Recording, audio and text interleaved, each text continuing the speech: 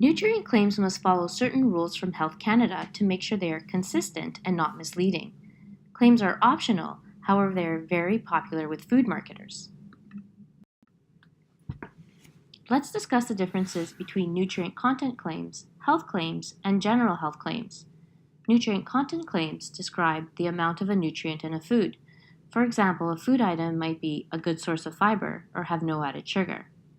Health claims are statements about the helpful effects of foods. These may or may not appear on food labels, however, are statements made by health organizations and are evidence-based. For example, a diet low in sodium may reduce high blood pressure, a risk factor for heart disease. Health claims may influence your choices on selecting certain foods. General health claims are front-of-packaging labeling developed by third parties and corporations. They tend to include broad statements such as healthy or healthy choice, including symbols, logos, or catchphrases. It is required these claims are truthful and not misleading, and it is generally recommended that consumers take these claims with a grain of salt. As discussed previously, nutrient claims are optional but heavily regulated on food packages.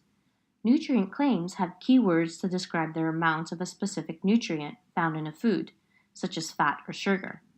Health Canada lays out exactly how much of that nutrient is allowed within a serving size to make the claim. This keeps food marketers honest to ensure they are following the regulations. And Health Canada will require food companies to remove false claims. A recent example is Canada Dry Ginger Ale had to remove the claim "made with real ginger" from all their packaging.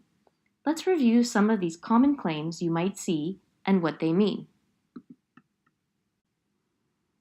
First, let's talk about a little.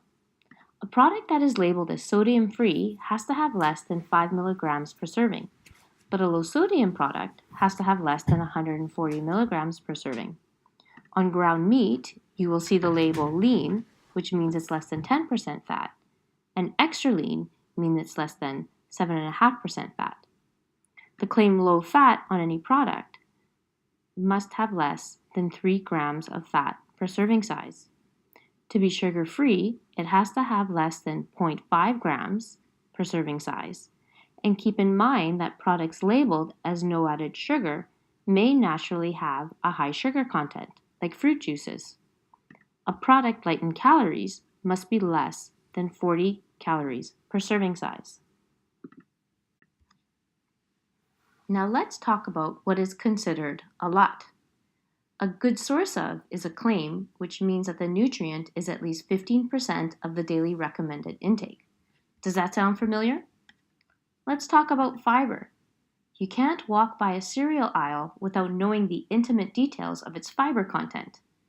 A source is at least 2 grams of fiber per serving. A high source of is at least 4 grams of fiber. An excellent, very high source, or rich in, is at least 6 grams of fiber. Why so many adjectives? Well, it's just semantics. This may be a little overwhelming, but more on how to use these claims later. Dietitians across Canada are ecstatic about the new Canada's Food Guide that has been recently released. One of the reasons is the emphasis of being aware that food marketing can influence your choices. Food marketing can take many forms, such as celebrity endorsements and product placements in movies, to newer forms of marketing and sponsored social media posts, which can be more difficult to recognize.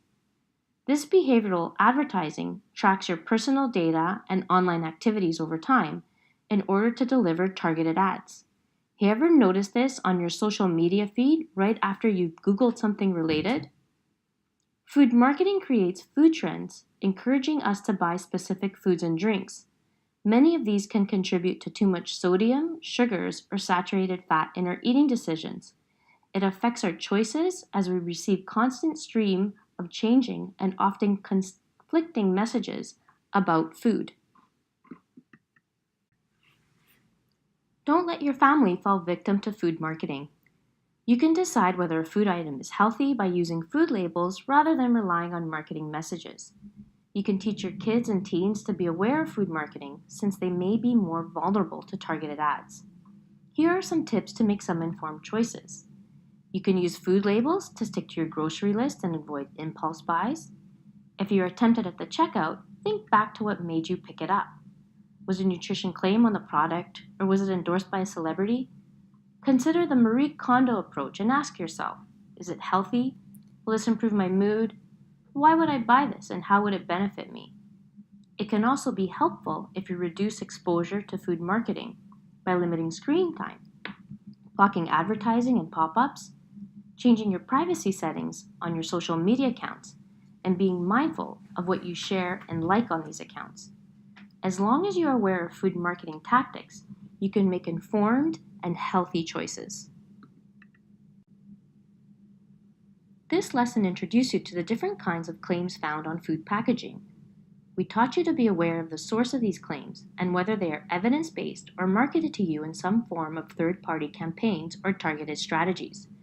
By now, you should also know what a nutrient claim means and be able to identify the difference between health claims and general claims.